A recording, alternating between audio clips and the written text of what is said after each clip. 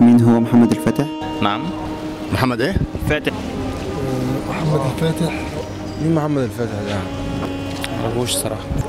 محمد الفاتح فتح 3/4 العالم تقريبا. طب فتح ايه؟ قسطنطينية. مش واخد بالي والله. قسطنطينية طبعا. محمد الفاتح فتح مصر. ايوه ده فتح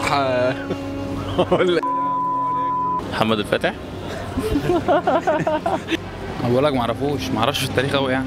اسلام اسبانيا واندلس يعني 3/4 العالم تقريبا، وجه بعد منه ملك سليمان القانوني كمل بقيه الفتوحات بعد محمد الفاتح. السلطان الغازي محمد الفاتح الثاني الذي يعرف في أوروبا خلال عصر النهضة باسم نبي الإسلام، حكم ما يقرب من 30 عاما، شهدت توسعا كبيرا للدولة العثمانية، وهو سابع سلاطين الدولة العثمانية، وسلالة آل عثمان، ويلقب إلى جانب الفاتح بأبي الفتوح وأبو الخيرات.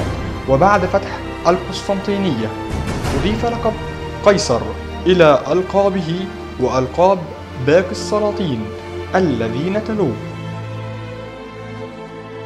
ويعرف هذا السلطان بأنه هو من قضى نهائيا على الإمبراطورية البيزنطية بعد أن استمرت 11 قرنا. ويعتبر الكثير من المؤرخين هذا الحدث خاتمة العصور الوسطى وبداية العصور الحديثة.